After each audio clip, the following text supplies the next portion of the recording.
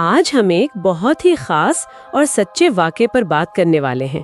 یہ ہمارے پیارے مولا شاہ کریم الحسینی اور 28 اکتوبر 1969 کو پیش آیا۔ جی 28 اکتوبر 1969 یہ تاریخ ویسے بھی بہت اہم ہے کیونکہ اسی دن امام کی شادی بیگم سلیمہ سے ہوئی تھی۔ بالکل، اور اسی مناسبت سے نکاح کے فوراً بعد امام اور بیگم سلیمہ نیروبی کینیا تشریف لے گئے۔ اچھا، نیروبی جو اسماعیلی تاریخ اور روحانیت کا ایک اہم مرکز بھی رہا ہے۔ جی ہاں، تو اسی دورے میں یہ واقعہ پیش آیا۔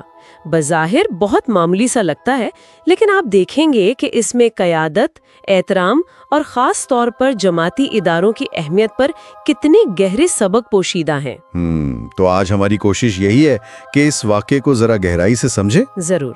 تو ہوا کچھ یوں کہ امام اور بیگم سلیمہ نیروبی جماعت خانہ یعنی وہاں کی مقامی جماعت کے مرکز تشریف لے گئے۔ جی، اور دروازے پر پہنچ کر امام نے بہت نرمی سے بیگم سلیمہ کو ایک ہدایت دی۔ فرمایا کہ میں اوپر جا رہا ہوں، آپ پہلے نیچے والی لائبریری دیکھ لیں اور جب اوپر آئیں تو جوتے اتار کر آئیں۔ اچھا، سادہ سی بات تھی، لیکن اس میں وہ عبادت گاہ کے ادب و احترام کا پہلو تھا۔ بالکل۔ تو امام تو اوپر تشریف لے گئے اور بیگم سلیمہ وہاں کی جو جماعت کی مکھیانی صاحبہ تھیں یعنی مقامی خاتون رہنما، ان کے ساتھ نیچے لائبریری دیکھنے چلی گئیں۔ ٹھیک۔ لائبریری کا دورہ کر لیا۔ پھر جب وہ واپس اوپر جانے لگیں تو ظاہر ہے امام کی ہدایت انہیں یاد تھی، انہوں نے اپنے جوتے اتارنے چاہے۔ جی، جیسا کہ کہا گیا تھا۔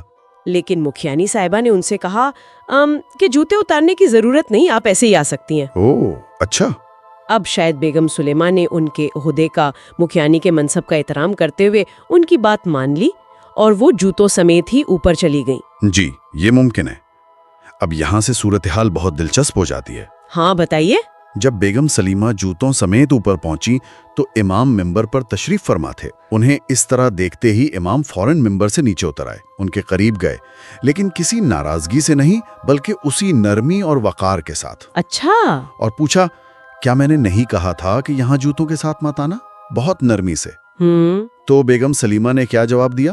انہوں نے بھی نہایت سادگی اور سچائی سے کہا، میں جوتے اتارنے ہی لگی تھی لیکن مکھیانی نے منع کر دیا۔ اچھا، اس جواب پر کہتے ہیں امام نے مکھیانی کی طرف دیکھا، ان کے چہرے پر ایک ہلکی سی مسکراہٹ آئی اور پھر وہ تاریخی جملہ کہا جو اس پورے واقعے کا نچوڑ ہے۔ جی؟ فرمایا، اگر میری مکھیانی نے اپنے اختیار کا استعمال کرتے ہوئے آپ کو جوتوں سمیت آنے کی اجازت دی ہے تو میرے پاس کچھ کہنے کو نہیں۔ کمال ہے، یعنی امام نے اپنی دی ہوئی ہدایت کے مقابلے میں اپنے مقرر کردہ جماعتی عہدیدار کے فیصلے کو فوقیت دی۔ بالکل، یہ صرف معاملے کو رفع دفع کرنا نہیں تھا، یہ امام کی طرف سے مکھیانی کے عہدے اور ان کو جو اختیار سونپا گیا ہے اس کا ایک عملی گہرا احترام تھا۔ یہ اس بات کی واضح نشانی ہے، چاہے وہ مکھی ہوں، مکھیانی ہوں، کمانڈیا ہوں، ان کو کتنی زیادہ اہمیت دیتے ہیں۔ یہ صرف نام کے عہدے نہیں ہیں۔ صحیح، یہ روحانی ذمہ داری کے مراکز ہیں۔ بالکل، اور اس واقعے کا گہرا مطلب یہی نکلتا ہے کہ امام کی طرف سے ان رہنماؤں کو جو اختیار دیا گیا ہے وہ ایک مقدس امانت ہے، ایک سیکرڈ ٹرسٹ۔ مقدس امانت؟ جی، یہ صرف کوئی انتظامی ذمہ داری نہیں بلکہ ایک روحانی فریضہ ہے۔ اور سب سے اہم بات جو اس سے ظاہر ہوتی ہے وہ یہ کہ امام خود اپنی بنائی ہوئی جماعتی ساخت اور نظام کا کتنا احترام کرتے ہیں۔ یعنی وہ خود مثال قائم کر رہے ہیں۔ بالکل، وہ ہمیں سکھا رہے ہیں کہ جماعتی نظم و ضبط اور روحانی ترقی ان اداروں کے احترام اور ان کی پیروی سے ہی ممکن ہے، یہاں تک کہ اگر کبھی ذاتی ہدایت سے بظاہر کوئی ٹکراؤ نظر بھی آئے، نظام کی اہمیت فرد سے بالاتر ہے۔ واہ، اس زاویے سے دیکھیں تو یہ واقعی بہت معنی خیز ہے۔ یہ صرف جوتوں کا قصہ نہیں رہا پھر۔ جی نہیں، یہ تو الہی قیادت کی عاجزی، اداروں کا احترام اور پھر امام، اداروں اور جماعت کے درمیان جو ایک گہرا روحانی تعلق ہے اس کی ایک عملی مثال بن گیا۔ یقیناً، امام کا عمل خود ایک سبق ہے کہ جماعتی نظام میں ہر عہدے کا اپنا ایک مقام ہے، اپنا ایک اختیار ہے۔ اور یہ ہمیں یہ بھی سوچنے پر مجبور کرتا ہے کہ جماعت کی خدمت کرنا صرف ایک ڈیوٹی نہیں بلکہ ایک روحانی ذمہ داری ہے۔ جب امام خود اپنے مقرر کردہ عہدیداروں کے اختیار کا اتنا پاس رکھ رہے ہیں تو یہ اس بات پر کتنا زور دیتا ہے کہ ان عہدوں پر فائز افراد کو اپنی ذمہ داری کتنی سنجیدگی اور امانت داری سے نبھانی چاہیے۔ بالکل صحیح۔